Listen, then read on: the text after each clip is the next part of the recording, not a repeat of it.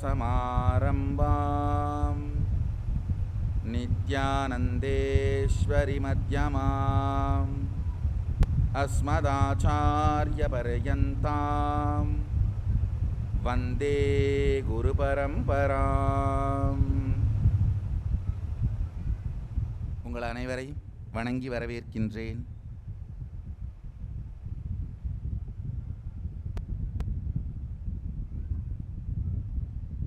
இருமுனை காணொளி காட்சியின் வழியாக, நித்யானந்த தொலைக்காட்சியின் மூலமாகவும்,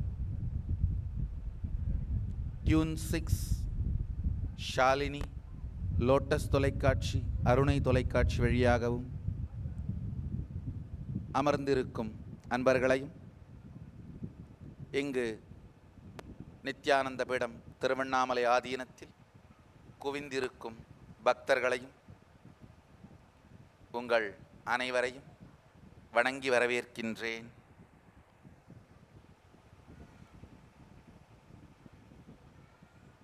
உயிரின் உயிர்ப்பு இன்றைய சத்சங்கத்தின் தலைப்பு. உயிர் ஆழ்ந்து கேளுங்கள். மனித உயிர் என்கின்ற வார்த்தையை நான் உபயோகப்படுத்தவில்லை. உயிர் உயிர் உயிர்த்த காரணம் என்ன? பிரபஞ்சத்தில், இயற்கையில், உலகில், சிருஷ்டியில் காரணம் இன்றி ஏதும் நிகழ்வதில்லை. நமக்கு தெரியாமல் இருப்பதனால் காரணம் இல்லை என்று கூறுவது, காணாமல் இருப்பதனால் கடவுள் இல்லை என்று கூறும் மூடர்களுக்கு சமம். காணாமல் இருப்பதனால் கடவுள் இல்லை என்று கூறுவது எந்த அளவுக்கு முட்டாள்தனமோ,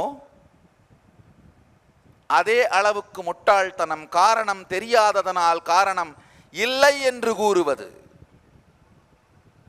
பிரபஞ்சத்தில், இயற்கையில், சிருஷ்டியில், உலகில் காரணம் இல்லாது இயங்குவது எதுவுமே இல்லை. உயிர் உயிர்த்த காரணம் என்ன? அமீபாவிலிருந்து தொடங்கி மெதுமெதுவாக ஒரு செல் அமீபா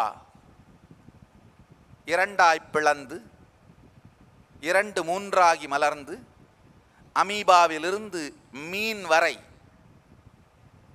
நடந்தது உடல் வளர்ச்சி. மீனிலிருந்து குரங்கு வரை நடந்தது உடல் மன வளர்ச்சி. ஆழ்ந்து கேளுங்கள். அமீபாவில் தொடங்கி, ஒரு செல் உயிரியான அமீபாவில் தொடங்கி மீன் வரை நிகழ்ந்தது உடல் வளர்ச்சி. மீனில் துவங்கி குரங்கு வரை உடல் மன வளர்ச்சி. உடல் இயங்கத் துவங்கி உடல் மலர்ந்து, உடலிலிருந்து அடுத்த நிலையான மனம் மலர் துவங்கி, உடல் மனம் இரண்டும் சேர்ந்த வளர்ச்சி. குரங்கில் இருந்து மனிதனாக மாறும் பொழுது உடல், மன, உணர்வு மூன்றும் வளருகின்ற வளர்ச்சி. உடல் வளர்ச்சி, மன வளர்ச்சி, உணர்வு வளர்ச்சி. ஆழ்ந்து கேளுங்கள். உடல் வளர்ச்சி, மன வளர்ச்சி, உணர்வு வளர்ச்சி. புல்லாகி பூடாய் புழுவாய் மரமாகி பல்விருகமாகி பறவையாய் பாம்பாகி கல்லாய் மனிதராய் பேயாய் கணங்களாய் வல்லசுரராகி முனிவராய் தேவராய் செல்லா நின்ற இத்தாவர சங்கமத்துள் எல்லா பிறப்பும் பிறந்திழைத்தேன் எம்பெருமான்.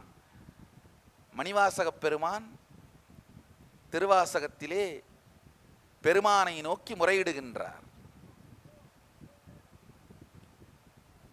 வேறு வேறு விதமான உடல் வளர்ச்சி, உடல் மன வளர்ச்சி, உடல் மன உணர்வு வளர்ச்சி என்கின்ற வேறு வேறு விதமான வளர்ச்சிகளுக்குள் உயிர் மாறி மாறி சென்று கொண்டே இருந்து மனிதன் என்கின்ற நிலையை அடைந்திருக்கிறது. ஆழ்ந்து கேளுங்கள். குரங்கு மனிதனானது எப்படி? பல்வேறு விதமான ஆராய்ச்சி கட்டுரைகள் இந்த தலைப்பிலே, இந்த துறையில், இந்த சப்ஜெக்ட்ல வெளிவந்திருக்கு. குரங்கு எப்படி மனிதனானது? முதலாக ஏதோ ஒரு குரங்கு 2 கால்களில் நடக்க துவங்கியது. 2 காலில் ஒரு குரங்கு நடக்கிறது பெரிய செயலான நாம நினைக்கலாம். ஆனா அதில் இருந்துதான் பரிமாணம் துவங்கியது. 2 காலில் நடக்க ஆரம்பிச்ச உடனே மூளைக்கு செல்லுகின்ற இரத்தத்தின் வேகம் குறைந்தது. புவியீர்ப்பு சக்தியினால இரத்தத்தின் அளவு அல்ல, வேகம் குறைந்தது. இந்த வேகம், மூளைக்கு செல்ற இரத்தத்தோட வேகம் குறையும் பொழுது மூளையில சூக்ஷ்மமான சட்டில் குரூவ்ஸ் டெவலப் ஆக ஆரம்பிச்சது. அந்த சட்டில் குரூவ்ஸ் தான், சூக்ஷ்மமான பாதை தடங்கள் தான் மூளை சிந்திப்பதற்கு காரணமாக இருந்தது. ஆழ்ந்து புரிந்து கொள்ளுங்கள். ஆசை, அச்சம் அப்படிங்கிற உணர்ச்சி கொந்தளிப்புகளை, ஆசை, அச்சம், காமம் போன்ற உணர்ச்சி கொந்தளிப்புகளை மட்டுமே ரசிக்க தெரிந்த, ருசிக்க தெரிந்த குரங்கின் மூளை சிந்தனை என்கின்ற மிகவும் நுண்ணிய செயலை செய்வதற்கு வளர்ச்சியடைந்த காரணம் மூளைக்கு செல்லுகின்ற இரத்தத்தின் வேகம் குறையத் துவங்கியது. மூளைக்கு வேகமா இரத்தத்தை அனுப்புகிற செயல்கள் மூளையினுடைய நுண்ணறிவு தன்மையை குறைக்கும். அதனால தான் ஆத்திரக்காரனுக்கு புத்தி மட்டுன்னு சொல்வார்கள். ஆத்திரக்காரர்களால் அதிவேகத்தோடு இரத்தத்தை மூளைக்கு செலுத்த முடியும். ஆனால் ஆழ்ந்த நுண்ணறிவு மிக்க சூக்ஷ்மமான கருத்துக்களை, வாழ்க்கையின் உண்மைகளை உள்வாங்கிக் கொண்டு எதிர்வரப்போகின்ற பக்க விளைவு, எதிர்விளைவுகளை அறிந்து கொண்டு சிந்திக்கின்ற முறைமை அவர்களுக்கு இருப்பதில்லை. ஆழ்ந்து புரிந்து கொள்ளுங்கள். மூளைக்கு செல்லுகின்ற இரத்தத்தின் வேகமும் மூளையின் செயல்படும் திறனும் நேரடியாக தொடர்புடையவை. தினந்தோறும் தொடர்ந்து மீண்டும் மீண்டும் உணர்ச்சி கொந்தளிப்புகளினால் மூளைக்கு வேகமாக இரத்தத்தை செலுத்துவீர்களானால் நுண்ணறிவாக நுட்பமான ஆழமான விஷயங்களை சிந்தித்து உள்வாங்கி ஜீரணித்து முடிவெடுத்து செயல்படுகின்ற தன்மை குறைந்துவிடும். எப்ப ஒரு குரங்கு நிமிர்ந்து நடக்க துவங்கியதோ மூளைக்கு போற இரத்தத்தினுடைய வேகம் குறைய துவங்கியது. அளவு அல்ல, வேகம். வேகம் குறைய துவங்கியவுடன் மூளையில் ஆழமான சூக்ஷ்மமான நுண்ணறிவு சிந்தனை செய்யக்கூடிய நுண்ணறிவு திறன் கொண்ட சட்டில் குரூவ்ஸ், நுண்ணறிவு பாதைகள் வளரத் துவங்கியது. இதுதான் குரங்கு மனிதனாக மாறிய பரிமாண வளர்ச்சியின் அடிப்படை. அப்பொழுதுதான் மனம் என்கின்ற ஒரு பாகம் உணர்வு என்கின்ற பாகமாக பரிணமிக்க துவங்கியது. உணர்ச்சி அல்ல. குரங்கால் கூட உணர்ச்சியை உணர்ந்து கொள்ள முடியும். ஆனால் உணர்ச்சியை தாண்டி, எமோஷன்ஸை தாண்டி உணர்வு, பீயிங்னு சொல்லுவோம், எமோஷனல் அப்ஸ் அண்ட் டவுன்ஸை தாண்டி வாழ்க்கையை புரிந்து கொள்ளுகின்ற உணர்வு, கான்ஷியஸ்னஸோட ஆத்மாவினுடைய ஒரு முக்கியமான பரிமாணம் இந்த உணர்வு. இந்த உணர்வு மனிதனுக்குள் நடக்க துவங்கியதற்கான முதல் காரணம் மூளைக்கு செல்லுகின்ற இரத்தத்தின் வேகம் குறைய துவங்கியது. அப்ப மூளை புது பரிமாண வளர்ச்சியை அடைந்தது. செல், அமீபா செல், மீன் வரை வளர்ந்தது உடல் வளர்ச்சி. மீன் குரங்கு வரை வளர்ந்தது உடல் மன வளர்ச்சி. குரங்கு மனிதனானது உடல் மன உணர்வு வளர்ச்சி. இப்போ ரொம்ப நாளாவே மனிதனாவே இருந்துட்டு இருக்கிறோம். உயிர் தன்னுடைய வளர்ச்சியினுடைய அடுத்த நிலைக்கு செல்ல வேண்டிய காலம் வந்துவிட்டது. உயிர் தன்னுடைய அடுத்த நிலைக்கு செல்ல வேண்டிய நேரம், தருணம் வந்துவிட்டது.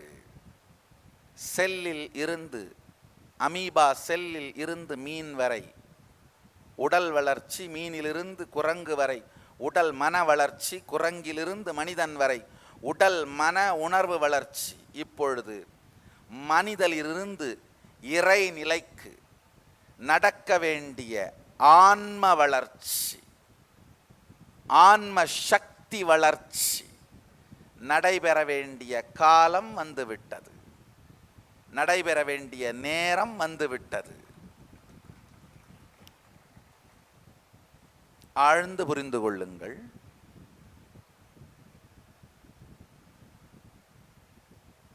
நம் எல்லோருக்குள்ளும் அளப்பரிய சக்திகளை வெளிப்படுத்துகின்ற சாத்தியத்தை அமைத்துத்தான் சதாசிவன் நம்மை அனுப்பி இருக்கின்றார். இறைவன் நம்மை ஏழ்மையோடு இந்த உலகிற்கு அனுப்பவில்லை. இறைவன் நம்மை ஏழ்மையோடு இந்த உலகிற்கு அனுப்பி இருப்பதாய் உங்களுக்கு சொல்லித் தருபவர்கள் உங்களை வஞ்சிக்கிறார்கள்.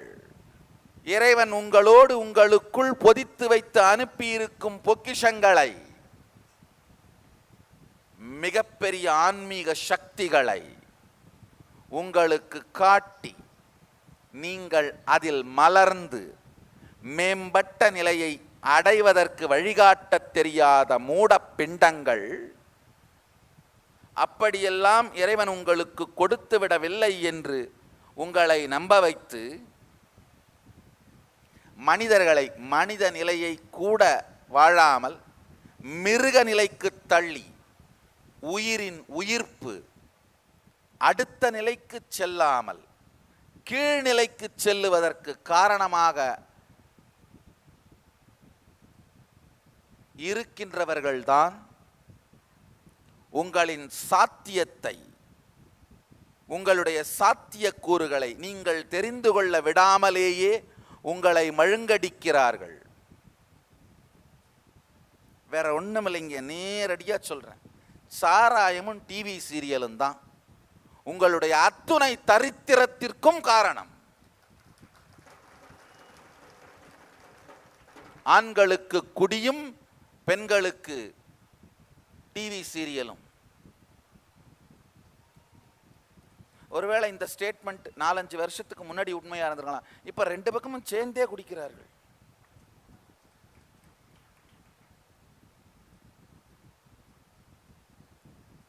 தமிழனுக்கு இழைக்கப்பட்ட மிகப்பெரிய துரோகம் சாராயமும் இனிமையான கூட்டு குடும்ப வாழ்க்கையை சிதைத்து ஒழித்த தொலைக்காட்சி நாடகங்களும். நல்லா புரிஞ்சுக்குங்க. இப்ப நான் சொல்ற வார்த்தை சமூக ரீதியான அக்கறை சார்ந்த வார்த்தைன்னு நினைச்சிராதீங்க. இது சமூக ரீதியான அக்கறையும் கூட, அது வேற. ஆனா இந்த சாராயத்தின் தாக்கமும் டிவி சீரியல்ஸோட தாட் கரண்ட்ஸோட தாக்கமும் உங்களுக்குள்ள நடக்கிறத பார்த்தா உங்க டிஎன்ஏவையே மாற்ற ஆரம்பிச்சிருச்சு. ஆன்மீக ரீதியான அக்கறையினால் சொல்லுகின்றேன். உங்களுடைய தாட் கரண்ட்டையே மாற்ற ஆரம்பிச்சிருச்சு. டிப்ரெஷனும், அதாவது டொமஸ்டிக் வயலன்ஸ் அப்படின்னு சொல்லுவாங்க. அப்படின்னா வீட்டிலே நடக்கின்ற ஹிம்சைகள், கொடுமைகள், திட்டிக் கொள்ளுதல் அல்லது சில நேரத்தில் அடித்து கொள்ளுதல். ஒரு 30 ஆண்டுகளுக்கு முன்பெல்லாம் நம்ம சொசைட்டியில் டொமஸ்டிக் வயலன்ஸ் மட்டும் தான் இருந்ததுங்க. இப்போ டொமஸ்டிக் கிரைம்ஸ் நடக்க ஆரம்பிச்சிருச்சு. டொமஸ்டிக் வயலன்ஸ் வேற, டொமஸ்டிக் கிரைம்ஸ் வேற. டொமஸ்டிக் கிரைம்ஸ் நார்மலான நடவடிக்கையா மாற ஆரம்பிச்சிருச்சு. அதை நார்மலான நடவடிக்கைன்னு நம்மளை நாமளே நம்ப வச்சது டிவி சீரியல்களோட மிகப்பெரிய பங்களிப்பு. படுபாவிகள் பணத்திற்காய் எதை வேண்டுமானாலும் செய்யும் தன்மை.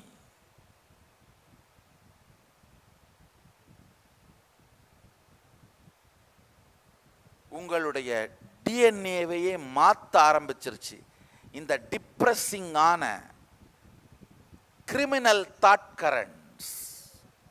ஒரு முக்கியமான விஷயம் தெரிஞ்சுக்கோங்க. மாலை நேரத்தில் உங்களுடைய மனத்திற்குள் எந்த விதையை விதைத்தாலும் அது மரமாக வளர்ந்துருன்றதுனால தான் நம்ம பெரியவங்கள்லாம் சாயந்தரம் ஆச்சுன்னா விளக்கு வச்சு லலிதா சகஸ்ரநாமம், விஷ்ணு சகஸ்ரநாமம், சிவபுராணம், தேவாரம், திருவாசகம் எல்லாம் பாடச் சொல்லுவார்கள். ஏன்னா அந்த விதையை விதைத்தால் ஒரு 3 மாதத்திற்குள் அந்த உணர்வுகள் மரமாக உங்களுக்குள் மலரும். இப்போ சாயந்தரம் ஆன உடனே என்ன பண்ணுறோம்? அந்த டிவி சீரியல்களோட உட்காந்துட்டு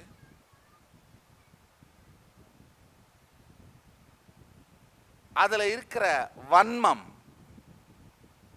அதில் இருக்கிற துக்கம், அதில் இருக்கிற கொடுமை, அதில் இருக்கிற மிக கீழ்த்தரமான இன்டென்ஸான உணர்ச்சிகளை கரும்பை மென்று சுவைத்து தின்பது போல மணிக்கணக்கா உட்கார்ந்து தின்னுகிட்டே இருந்தீங்கன்னா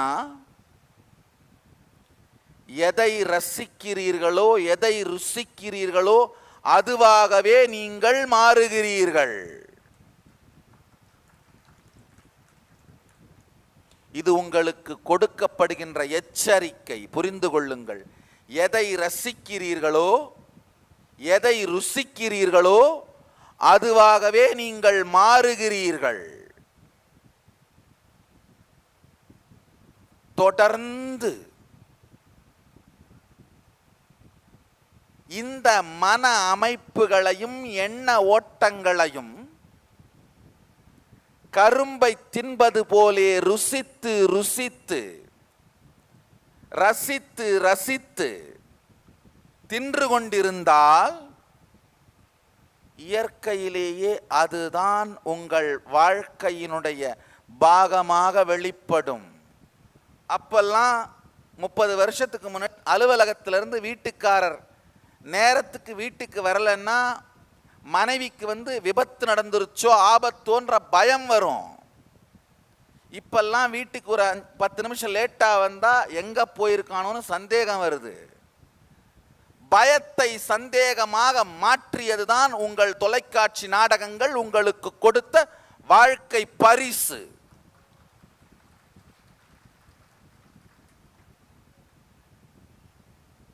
கணவன் மீது இருக்கும் பற்றினால் வந்த பயம் அவன் மீது சந்தேகமாக மாறி வெறுப்பாக மாறி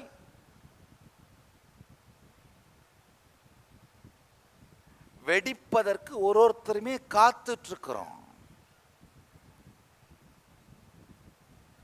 இதை வெறும் சமூக பார்வையிலிருந்து நான் பார்க்கவில்லை. நன்றாக புரிந்து கொள்ளுங்கள். சமூக பார்வையிலிருந்து இதை நான் பார்க்கவில்லை, ஆன்மீக பார்வையிலிருந்து பார்க்கின்றேன். உங்களுடைய மனித இனத்தினுடைய வளர்ச்சியையே பாதிக்கின்ற அளவிற்கு மிக மோசமான தாக்கத்தை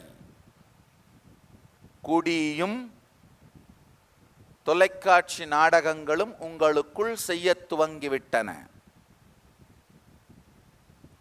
எந்த தாட் கரண்ட்டை நீங்க தொடர்ந்து ரசிக்கிறீங்களோ ருசிக்கிறீங்களோ அந்த தாட் கரண்ட்டை தான், அந்த எண்ண ஓட்டத்தை தான் உங்களை சுற்றி இருக்கவங்க எல்லார் மேலேயுமே ப்ரொஜெக்ட் பண்ணுவீங்க.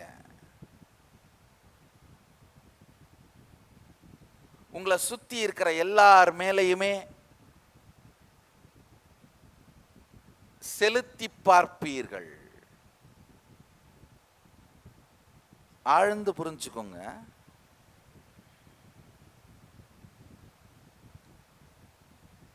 ஒரு செல் அமீபாவிலிருந்து மீன் வரை உடல் வளர்ச்சி, மீனில் இருந்து குரங்கு வரை உடல் மன வளர்ச்சி, குரங்கிலிருந்து மனிதன் வரை உடல் மன உணர்வு வளர்ச்சி, இவ்வளோ தாண்டி மனிதன் உடம்புக்கு வந்துட்டீங்க. அடுத்ததான ஆன்ம வளர்ச்சிக்குள் சென்றால்தான் இந்த மொத்த யாத்திரையும் பலன் தரக்கூடியது. ஆழ்ந்து தெரிந்து கொள்ளுங்கள்.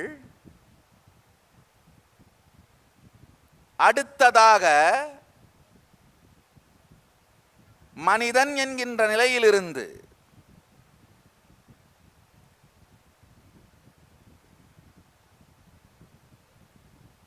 இறைநிலைக்கு, சதாசிவ நிலைக்கு நீங்கள் சென்றால் மட்டும்தான் உங்களுடைய பயணத்தின் நோக்கம் நிறைவேறுகின்றது. மனித வாழ்க்கையின் நோக்கம் இதுவே. சதாசிவத்தன்மையை வாழ்வதும் சதாசிவ நிலையை வெளிப்படுத்துவதும் சதாசிவ சக்திகளை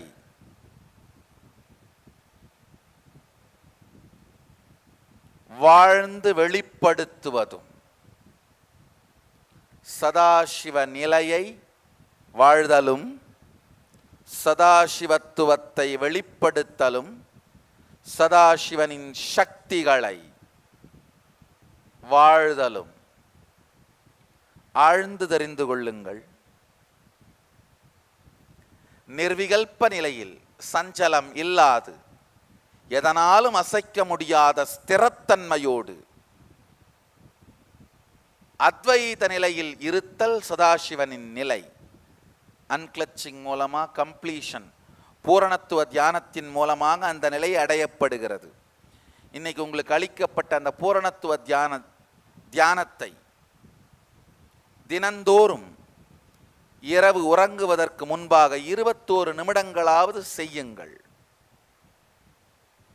6 மாதத்திற்குள் அந்த நிர்விகல்ப நிலையை நீங்களாகவே ருசிப்பீர்கள். தயவு செய்து டிவி பார்த்துட்டு செல்போன்லேயோ கம்ப்யூட்டர்லேயோ லேப்டாப்லேயோ விளையாடிட்டு இருந்துட்டு அப்படியே தூங்காதீர்கள். கடைசி 21 நிமிடம் தூங்குவதற்கு முன் நீங்கள் என்ன செய்கிறீர்களோ அந்த செயல் உங்கள் மூளைக்குள் இரவு முழுவதும் நடந்து கொண்டிருக்கும். தூங்கிறதுக்கு முன்னாடி இந்த தருத்திரத்தை பார்த்துட்டு படுத்தீங்கன்னா இந்த தருத்திரத்தோடையே தூங்குவீங்கய்யா. இருக்கிறது போதாதுன்னு இது வேறையா? இருக்கிறத தொலைக்கிறதுக்கே வழி தெரியல, இது வேறையா?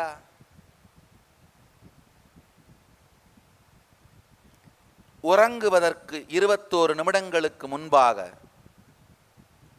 உங்களுக்குள்ள இருக்கிற எல்லா இன்கம்ப்ளீஷன்ஸையும் குறைத்தன்மைகளையும் நிறைவாக்குகின்ற இந்த பூரணத்துவ தியானத்தை செய்துவிட்டு அதே நிலையிலேயே உறங்குங்கள். 6 மாதத்திற்குள் சதாசிவ நிலையான நிர்விகல்ப சமாதியை, நிர்விகல்ப நிலையை, அன்கிளச்டு ஸ்பேஸை நிச்சயமாக ருசிப்பீர்கள். அதை ஒரு தரம் ருசிச்சுட்டா போதும், அதுக்கப்புறம் தானாவே அது மேல ரசனை வந்துடும். வல்கரான ஈனத்தனமான ஆழமான உணர்ச்சிகளை, உணர்ச்சி கொந்தளிப்புகளை ருசிச்சு ருசிச்சு பழகினதுனால புண்பட்டு போன உங்கள் இதயத்துக்கான மருந்து கம்ப்ளீஷன் மெடிடேஷன்.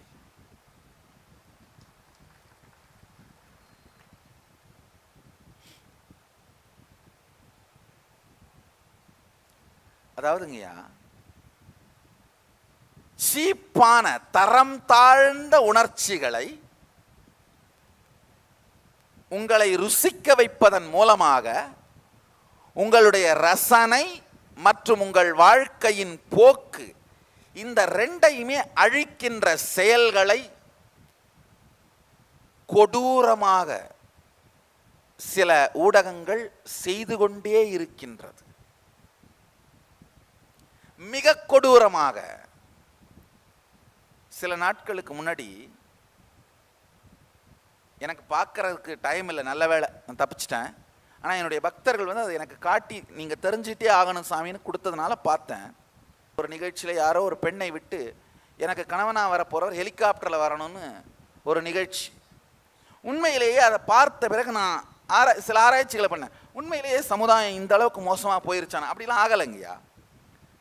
இந்த மாதிரி ஒரு சீப்பான விஷயத்தை காட்டினோம்னா நீங்கள் எல்லாரும் பார்ப்பீங்க, விமர்சனம் பண்ணுறதுக்காக அதை பார்ப்பீங்க பாருங்க. அதுக்காகவே செய்யப்பட்ட செட்டப் தான் அந்த மொத்த நிகழ்ச்சிங்கய்யா.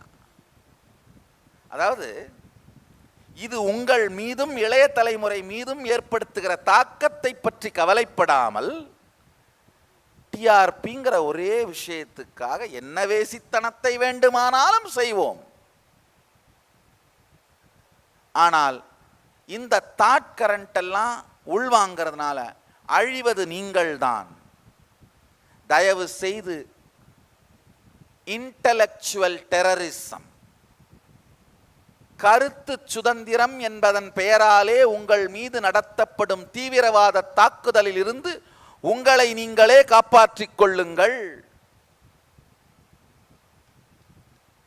கருத்து சுதந்திரம் என்கின்ற பெயராலே உங்கள் மீது நடத்தப்படும் தீவிரவாத தாக்குதல். ஆழ்ந்து புரிஞ்சுக்கோங்கய்யா.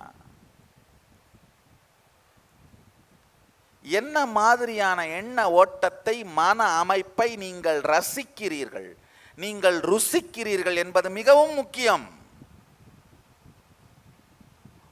நீங்கள் உண்ணுகின்ற உணவைப் போலவே நீங்கள் எண்ணுகின்ற எண்ணம் உங்கள் வாழ்க்கையின் அடிப்படை. உண்ணுகின்ற உணவை பற்றி கவலைப்படுவது போல எண்ணுகின்ற எண்ணத்தை பற்றியும் நீங்கள் சிந்தித்தாக வேண்டும். ஆழ்ந்து உள்வாங்கிக் கொள்ளுங்கள்.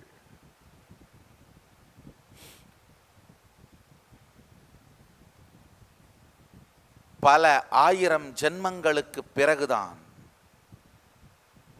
மனிதன் என்கின்ற உணர்வு நிலைக்கு மேம்பட்டு வந்திருக்கிறீர்கள்.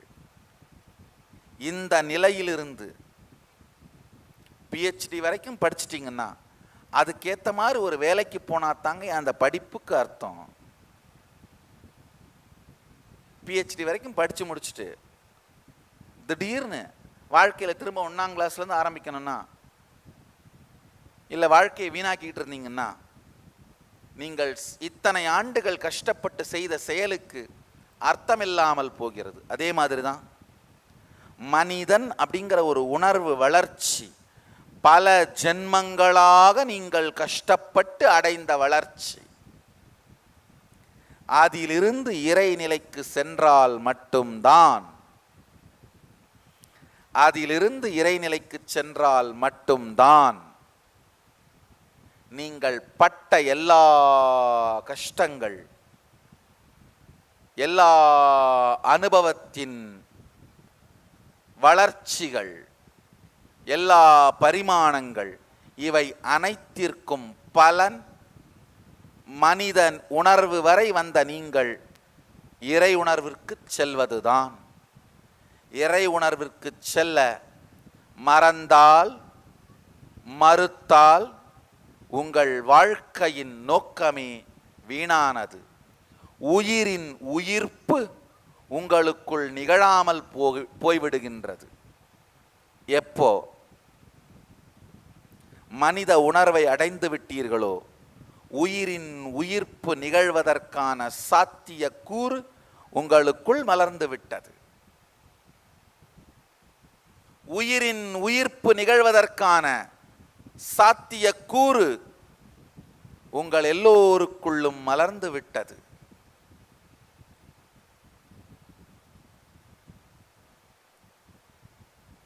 மனித இனமே, மனிதன் என்கின்ற உணர்வுத்தன்மையை வீணடிக்காது அதன் அடுத்த நிலைக்கு செல்வதற்கான, இறைத்தன்மையை உணர்வதற்கான யாத்திரைக்கு வாருங்கள்.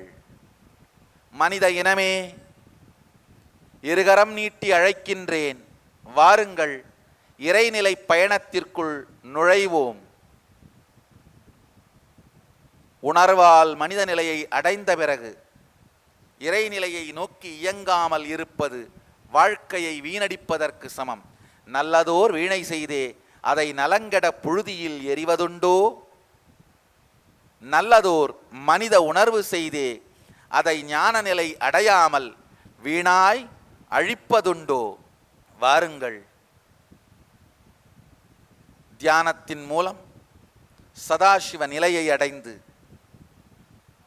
உலகத்திற்கு சதாசிவ நிலையை அளிக்கின்ற பொறுப்பெடுப்பதன் மூலம் சதாசிவ தன்மையை வெளிப்படுத்தி சதாசிவன் சக்திகளை நமக்குள் மலரச் செய்து மனித நிலையிலிருந்து இறைநிலைக்குள் நுழைவோம்.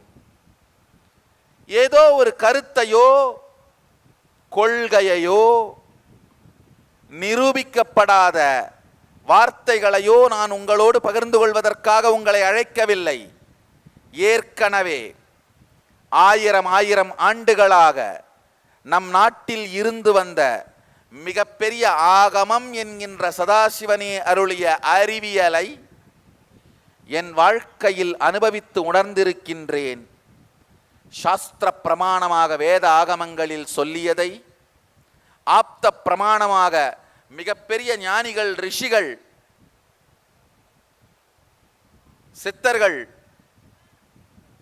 ராமகிருஷ்ணரும் விவேகானந்தரும் ரமண மகர்ஷியும் பரமஹம்ச யோகானந்தரும் அரவிந்தரும் இவர்களை போன்ற ஆப்தர்கள், ஞானிகள், ரிஷிகள், சித்தர்கள் தங்களுடைய வாழ்க்கையில் அனுபவித்து ஆப்த பிரமாணமாக மாற்றியதையும் என்னுடைய வாழ்வில் உணர்ந்து ஆத்ம பிரமாணமாய் அனுபவித்திருக்கின்றேன் என்பது மட்டுமல்லாது பலாயிரக்கணக்கான சீடர்களுடைய வாழ்க்கையில் அதை உணர வைத்து சாட்சி பிரமாணமாக மாற்றியிருக்கின்றேன் என்கின்ற தைரியத்தினால் அழைக்கின்றேன்.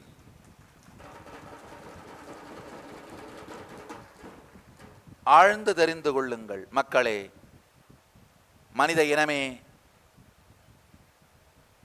சமைத்து விட்டேன், உண்பதற்கு வாருங்கள். இந்த அறிவியல் சத்தியம் என்றும் சாத்தியம் என்றும் நிரூபித்து வைத்து விட்டேன். அனுபவித்து வாழ்க்கையில் மலர்ந்து கொள்ள, இறைநிலையை அடைந்து கொள்ள வாருங்கள். இதை தவிர வாழ்க்கையில் என்ன செஞ்சாலும் நீங்க புடுங்கிறது எல்லாமே தேவையில்லாத ஆணிதான்.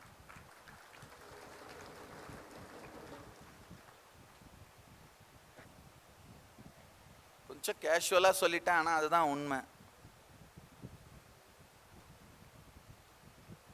மனித உணர்வு நிலையை அடைந்த பிறகு இதற்கு அடுத்த நிலையான இறைநிலையை நோக்கி முன்னேறுவது, இறைநிலையை நோக்கி செல்வது என்கின்ற செயலை தவிர எதை செய்தாலும் அது வாழ்வை வீணடிப்பது. உங்கள் வாழ்க்கையோட செய்ய வேண்டிய செயல்களில் முதல் ப்ரையாரிட்டியா, ஃபர்ஸ்ட் ப்ரையாரிட்டியா இறைநிலையை அடைவது வரட்டும். படிப்பதும் பணம் தேடுவதும் உறவுகளை சேர்ப்பதும் வாரிசுகளை உருவாக்குவதும் அவர்களுக்கு பணம் தேடுவதும் இது எல்லாமே இரண்டாவதாக இருக்கட்டும்.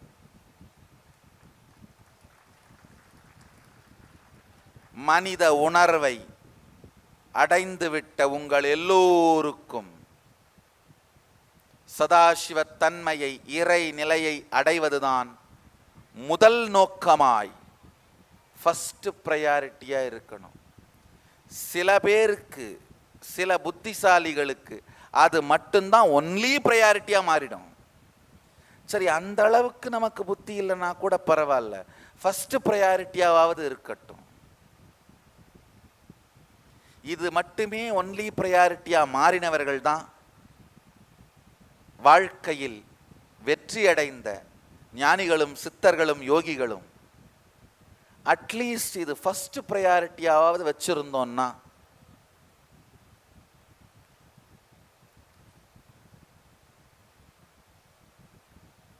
ஆரிய கூத்தாடினாலும் தாண்டவக்கோணே வந்த காரியத்தில் கண்ணாயிரு தாண்டவக்கோணே என்று இதே இடத்தில் இருந்து இடைக்காட்டு சித்தர் பாடிய, இடைக்காட்டு சித்தர் சொல்லிய அறிவுரையாவது கேட்ட புண்ணியம் வரும். இடைக்காட்டு சித்தர் வாழ்ந்த இடைக்காடு இந்த இடம்தான். திருவண்ணாமலையின் மேற்கு புறத்தில் இருந்த காட்டுப்பகுதியில் வாழ்ந்த சித்தர்தான் இடைக்காடர். நந்தவனத்தில் ஒரு ஆண்டி 4 மாதமாய் குயவனை வேண்டி கொண்டு வந்தான் ஒரு தோண்டி அதை கூத்தாடி கூத்தாடி பொட்டுடை தாண்டி. நந்தவனத்தில் ஒரு ஆண்டி, அது நாம தான். 4 மாதமாய் குயவனை வேண்டி, 4, 6, 10 மாதம் பிரம்மாவை வேண்டி தாயினுடைய கர்ப்பத்திலே இருந்து 4 மாதமாய் குயவனை வேண்டி கொண்டு வந்தான் ஒரு தோண்டி. அது இந்த உடம்பு தான் நம்ம கொண்டு வந்த தோண்டி. இங்க வந்து சாராயமும் சண்டி. கூத்தாடி கூட அல்ல, கூத்தாடிகளை பார்த்து போட்டுடை தாண்டி.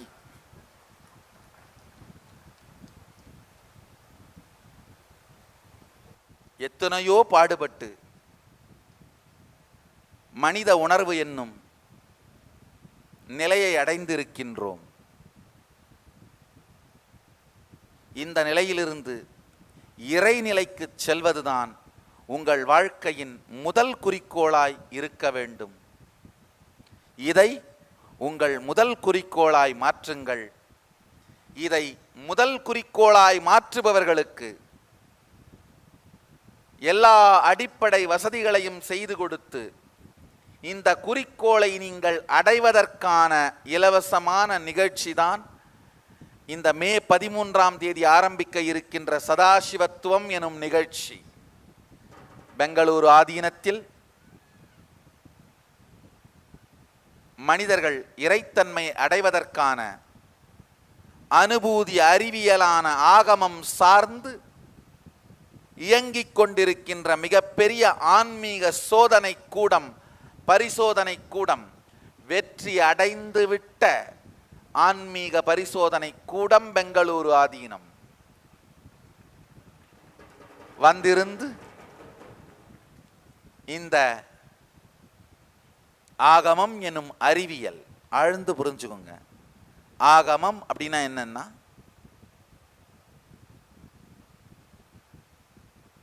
எப்படி கம்ப்யூட்டர்ல ஒரு சாஃப்ட்வேரை போட்டு ஆப்ரேட் பண்றோமோ அதே மாதிரி இந்த பிரபஞ்சத்தையே இயக்குவதற்கான சாஃப்ட்வேர் தான் ஆகமம். சதாசிவன் அருளி தேவி பெற்று விஷ்ணு இந்த பிரபஞ்சத்தை இயக்குவதற்கு உபயோகப்படுத்துகிற சாஃப்ட்வேர் தான் ஆகமம். ஆகமம்னா ஏதோ கண்ணை மூடிட்டு காதை சொரிஞ்சிட்டு மூக்க பிடிச்சிக்கிட்டு புரியாத நட்டகல்லும் பேசுமோ நாதனுள் இருக்கையில்னு மந்திரங்களை முணுமுணுப்பது அல்ல. நட்டகல் பேசும் நாதனுள் இருக்கிறான் என்று உணர்ந்தவன் தொட்டால்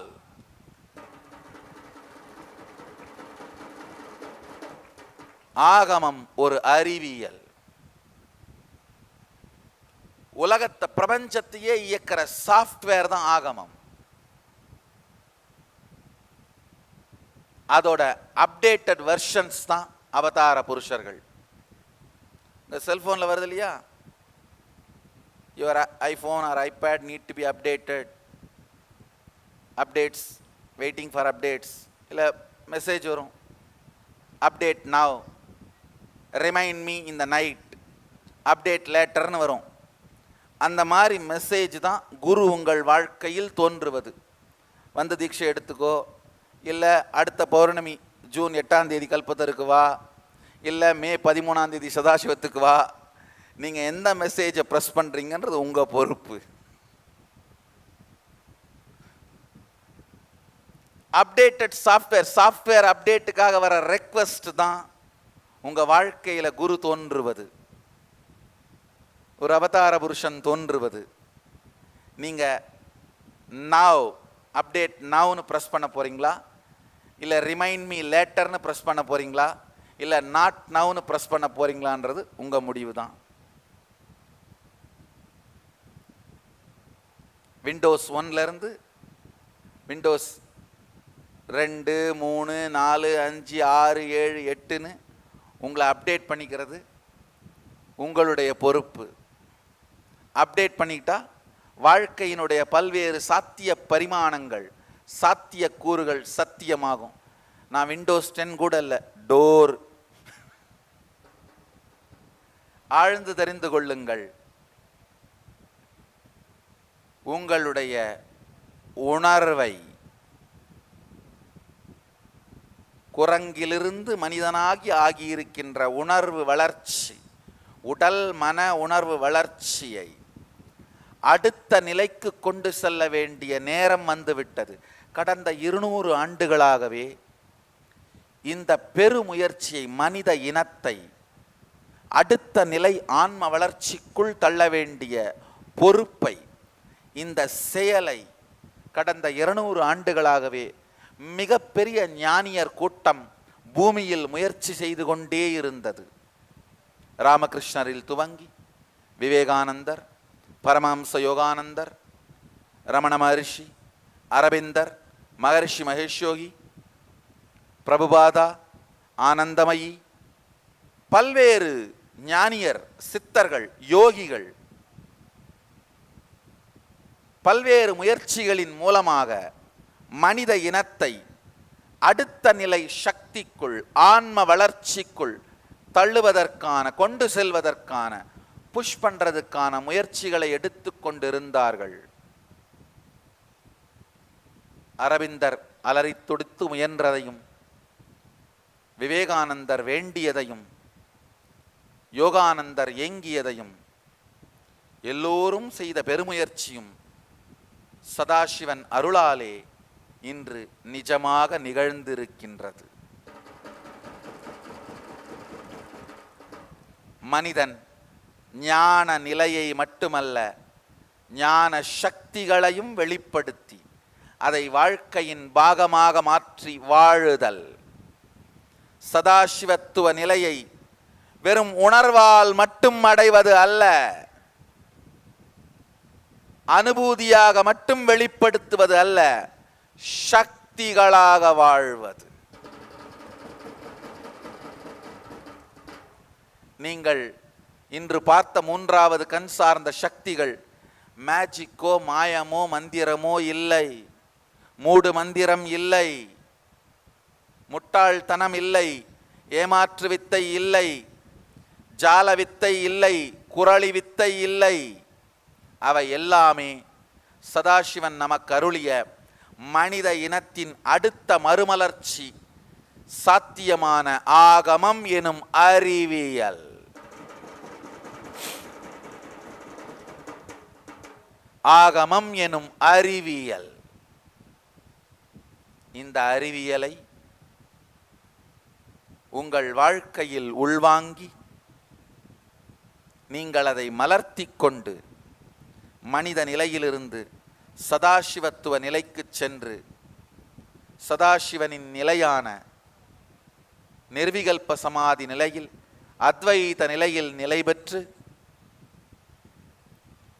உலகத்திற்கே பொறுப்பெடுக்கும் ஈஸ்வரத்தன்மையான, உலகத்துக்கே பொறுப்பெடுப்பதனால் வருகின்ற சக்திகளின் மூலம் தலைமை தாங்குகின்ற ஈஸ்வர பண்புகளை வெளிப்படுத்தி சதாசிவனின் சக்திகளையும் வெளிப்படுத்தி, 3வது கண் விழிப்பு அப்படிங்கிற ஒரு சக்தி மட்டுமல்ல, 463 சக்திகளை ஆகமங்களில் எம்பெருமான் விளக்குகிறார். ஏற்கனவே அதில் 60 சக்திகளை அறிவியல் பூர்வமாக நிஜமாக்கி விட்டோம், நிரூபித்து விட்டோம். இதை உள்வாங்கி மற்ற 400 சக்திகளையும் அடுத்த 2 ஆண்டிற்குள் அறிவியல் பூர்வமாக நிரூபிக்கக்கூடிய அளவிற்கு நிஜமாக்கி விடுவோம். அதில் சந்தேகமே இல்லை.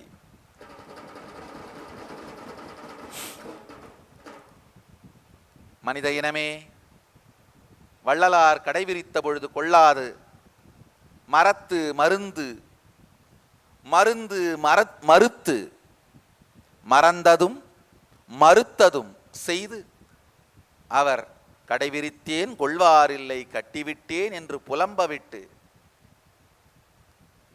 வள்ளலார் கடைவிரித்த போது கொள்ளாத பாவம் இன்னமும் தமிழ்நாடு ஆன்மீக வறுமையில் சிக்கி தவிக்கிறது. மனித இனமே, இன்னொரு முறை இழக்காதே, இன்னொரு முறை மறுக்காதே, இன்னொரு முறை மறக்காதே, இன்னொரு முறை மறந்து மறுத்து இழக்காதே. மீண்டும் வருகின்ற அழைப்பை மறுத்து ஒதுக்கி புறந்தள்ளி வாழ்க்கையில் மயங்கி வீணாகாது. வாருங்கள், சதாசிவத்துவத்தை வாழ்வோம், வாழ வைப்போம், சதாசிவ சக்திகளை வெளிப்படுத்துவோம். உலகிற்கெல்லாம் இந்த ஞானம் சென்று சேரட்டும். மேன்மைகொள் சைவநீதி விளங்குக உலகமெல்லாம். மேன்மைகொள் சைவநீதி விளங்குக உலகமெல்லாம். வான்முகில் வளாது பெய்வதற்கான வழி மேன்மைகொள் சைவநீதி உலகெல்லாம் விளங்கினால் மட்டுமே வான்முகில் வளாது பெய்யும். வான்முகில் வளாது பெய்யறதுக்கான வழி சைவ நீதி உலகெல்லாம் ஓங்குவது தாங்கய்யா. இயற்கையோடு தர்மத்தோடு இணைந்து வாழும் வாழ்க்கை முறைதான் சைவ நீதி. அதுதான் சைவ நீதி. ஆழ்ந்து தெரிந்து கொள்ளுங்கள்.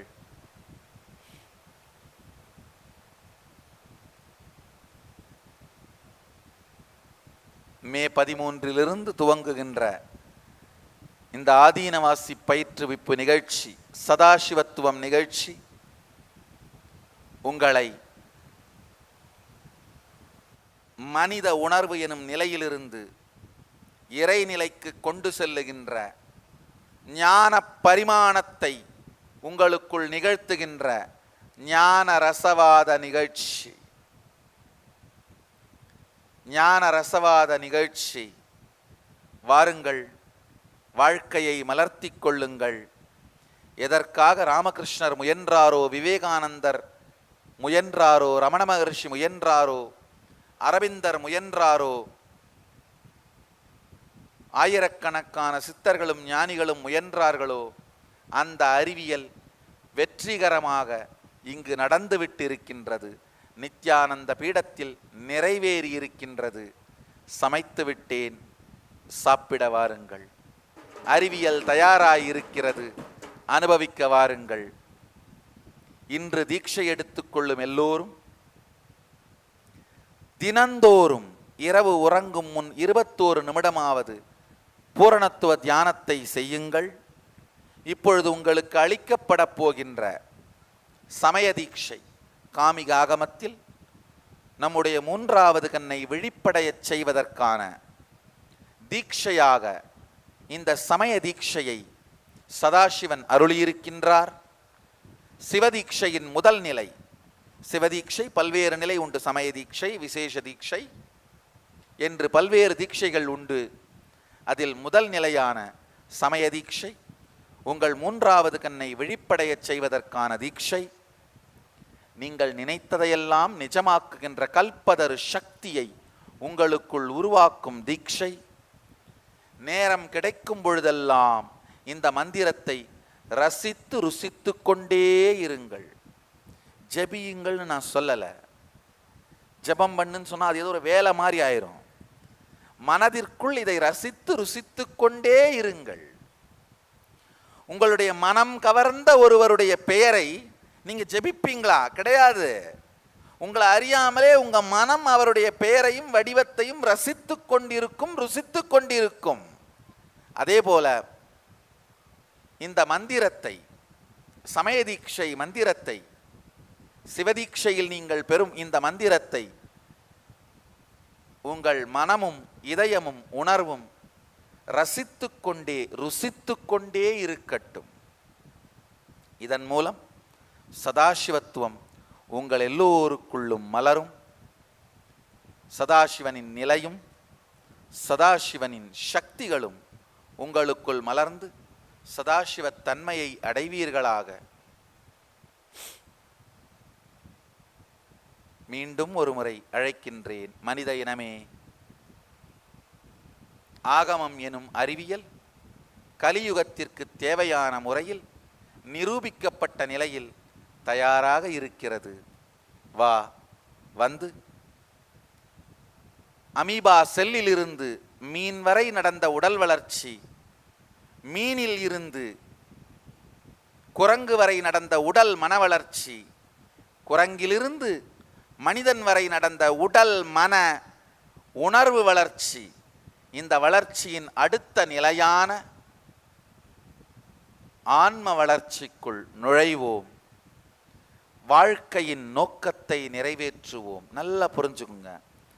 மனித வாழ்க்கையின் நோக்கத்தை மட்டும் நான் நிறைவேற்றவில்லை, உயிர் வாழ்க்கையின் நோக்கத்தை நிறைவேற்றுகின்றேன். மனித உயிரின் நோக்கம் அல்ல, உயிரின் நோக்கம். இந்த உலகத்தில் ஏன் உயிர் உயிர்த்ததோ அந்த நோக்கத்தை நிறைவேற்றுவதற்காகவே வந்திருக்கின்றேன். வெறும் மனித உயிரின் நோக்கம் மட்டும் அல்ல, உயிரே உயிர்த்த நோக்கம், உயிரின் உயிர் நோக்கம் சதாசிவத்துவத்தை அடைதலே. சதாசிவத்துவத்தை மற்றவர்கள் அடைய வைப்பதே. உயிரின் உயிர் நோக்கம் தான் சதாசிவத்துவத்தை வெளிப்படுத்துவதும் மற்றவர்கள் சதாசிவத்துவத்தை வெளிப்படுத்துவதற்கு உதவுவதும், சதாசிவத்துவத்தை வாழ்தலும் வாழ வைத்தலும். இந்த நோக்கத்தை நிறைவேற்றி மனித உணர்விலிருந்து இறைநிலைக்கு செல்வதற்கு மனித இனமே அழைக்கின்றேன். வாருங்கள். நித்யானந்த நிலையில் மலர்ந்து நித்யானந்தத்தில் நிறைந்து நித்யானந்தமாகிட ஆசீர்வதிக்கின்றேன். ஆனந்தமாக இருங்கள்.